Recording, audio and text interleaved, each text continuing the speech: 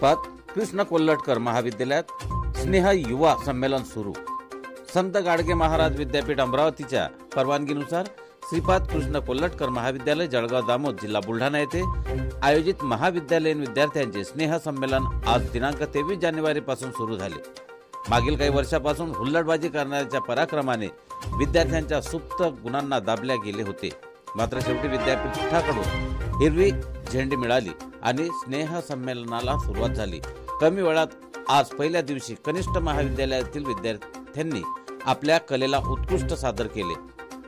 दिनांक 23 जानेवारी 2024 पासून हे स्नेह संमेलन सुरू झाले, तर 24 आणि 25 जानेवारी रोजी वरिष्ठ महाविद्यालयीन विद्यार्थ्यांचे युवा संमेलन होणार असून यामध्ये बऱ्याच विद्यार्थ्यांनी सहभाग घेतला आहे। या संमेलनाचे उद्घाटन जळगाव शिक्षण मंडळाचे अध्यक्ष अनिल जयस्वाल यांनी केले। तसेच प्राचार्य ढाबरे साहेब, सचिव अनुप पुराणिक, सहसचिव मिलिंद जोशी, अधीक्षक संजय गाडेकर, कनिष्ठ महाविद्यालयाचे सांस्कृतिक समन्वयक प्राध्यापक गोपाल वानखडे तसेच वरिष्ठ सांस्कृतिक समन्वयक गिरीश कुलकर्णी यांच्या नियोजनात या कार्यक्रमाचं आयोजन होत आहे।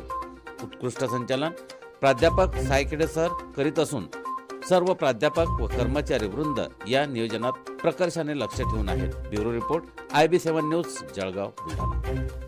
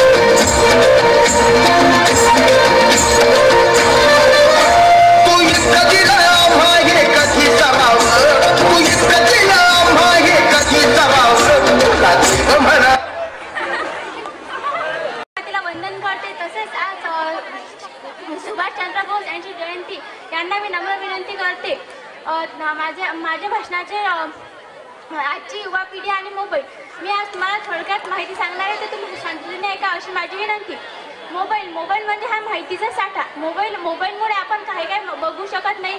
एका देशातून दुसऱ्या देशात, एका देशातून दुसऱ्या कोपऱ्यामध्ये आपण मोबाईलमुळे संवाद साधू शकतो. मोबाईल हा एक महत्त्वाचा घटक आहे. काही जण मोबाईलचा दुरुपयोग करतात, पण तसं करू नये. मोबाईल हानिकारक पण आहे आणि फायद्याचा पण आहे. मोबाईलमुळे आपल्याला जगातील कोणत्याही कोपऱ्यातील माहिती मिळू शकते. मोबाईलचा शोध हा 1972 मध्ये मार्टिन कपूर यांनी अमेरिकेतील तज्ज्ञांनी यांनी लावला. मोबाईल हा सगळ्यांजवळच असते. तसेच मोबाईलचा हा वापर आपण योग्यरित्याच करायला पाहिजे. मोबाईलमुळे आपल्याला काही पण मिळू शकते. आपण जे आपल्या आईबाबाजवळ काही नसते, जेवढं सांगण्यासारखं तेवढं आपल्याला मोबाईल देऊ शकते. या जगात सर्वजणच मोबाईलचा वापर करतात. तसेच मोबाईलमुळे आपल्याला काही पण मिळू शकते. मोबाईल हे एक माहितीचे तंत्रज्ञान आहे. आपल्याला कोणतीही माहिती मिळवून देऊ शकते. मोबाईलमध्ये काही ॲप आहेत, इंस्टाग्राम, फेसबुक, व्हॉट्सअप सारख्या.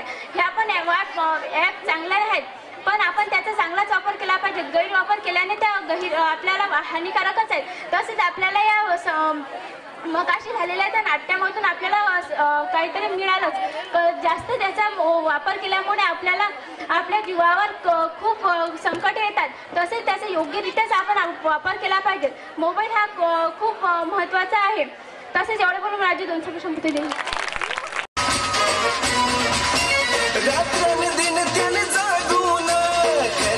ठेवलंय बांधून कागड तिरक्या नजरेनं पाहिली आता जो कोण त्याला खेचूरण मैदानी भीमशक्तीचं पाजू पाणी.